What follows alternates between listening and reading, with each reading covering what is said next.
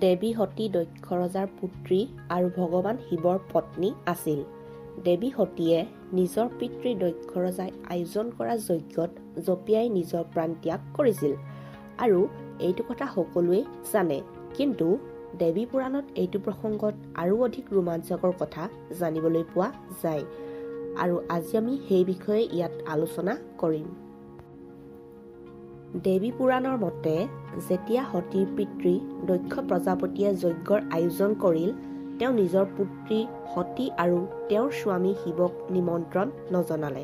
কিন্তু সতীয়ে আয়োজনৰ খবৰ শুনি নমতাকৈয়ে পিতৃয়ে আয়োজন কৰা যজ্ঞলৈ যাবলৈ জেদ কৰিল। তেতিয়া মহাদেৱে সতীক ক'লে যে কাৰোবাৰ শুভ কাৰ্যলৈ নমতাকৈ যোৱা আৰু মানুহৰ মৃত্যু হোৱা এই দুয়োটাই সমান হয়। মোক অপমান কৰাৰ মানসেৰে তোমাৰ পিতৃয়ে এই মহাযজ্ঞৰ আয়োজন কৰিছে। যদি তালৈ গৈ তোমাৰ আৰু মোৰ অপমান হয় বা দুয়োকে অপমান কৰে, তেন্তে সেই অপমান মৃত্যুতকৈ বেছি ভয়ংকৰ হ'ব।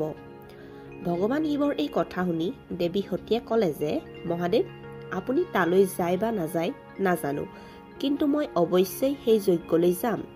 পিতৃৰ ঘৰত মহাযজ্ঞৰ আয়োজন কৰাৰ খবৰ শুনি জানো কোনোবা পুত্ৰীয়ে ধৈৰ্যৰে ঘৰত বহি থাকিব পাৰে? কিন্তু মহাদেৱে সতীক তাত যাবলৈ বাধা প্ৰদান কৰাত সতীৰ খং উঠিল আৰু খঙতে সতী নিজৰ পিতৃ আৰু পতিৰ এনে ব্যৱহাৰত ইমানেই ক্ষুণ্ণ হ'ল যে খঙত চকু ৰঙা হ'বলৈ ধৰিলে আৰু খঙাল দৃষ্টিৰে শিৱলৈ চোৱাত লাগিল।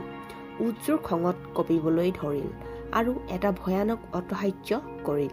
সতীৰ এনে ৰূপ দেখা পাই শিৱ ভয় খাই ইফালে সিফালে পলাবলৈ ধৰিল। কিন্তু শিৱ যিফালেই পলাবলৈ ল'লে সেইফালেই এগৰাকী নহয় এগৰাকী দেৱীয়ে তেওঁৰ ৰাস্তা ভেটিবলৈ ধৰিলে। এনেদৰে মহাদেৱে 10টা দিশে পলাবলৈ ল'লে, কিন্তু প্ৰতিটো দিশতে এগৰাকী এগৰাকী দেৱীয়ে বাট আগচি ধৰিল। সতীয়ে শৈলপুত্ৰী, ব্ৰহ্মচাৰিণী, চন্দ্ৰঘণ্টা, কুষ্মাণ্ডা, স্কন্ধমাতা, কাত্যায়নী, কালৰাত্ৰি, মহাগৌৰী আৰু সিদ্ধিদাত্ৰী ৰূপেৰে মহাদেৱৰ আগত প্ৰকট হ'ল। মহাদেৱে সতীৰ এনে ৰূপ দেখা পাই ক'লে যে অজ্ঞানবশতঃ মই আপোনাক নজনাকৈ যি কথা ক'লো তাৰ বাবে মই ক্ষমা ভিক্ষা মাগিছো। এনেদৰে শিৱই প্ৰাৰ্থনা কৰাত সতীৰ ক্ৰোধ শান্ত হ'ল আৰু মহাদেৱক ক'লে যে যদি মোৰ পিতৃ দক্ষৰ যজ্ঞত আপোনাৰ অপমান হয়, তেন্তে মই সেই যজ্ঞ কেতিয়াও পূৰ্ণ হ'বলৈ নিদিওঁ। এই বুলি কৈ দেৱীয়ে নিজৰ পিতৃৰ গৃহলৈ বুলি ৰাওনা হ'ল।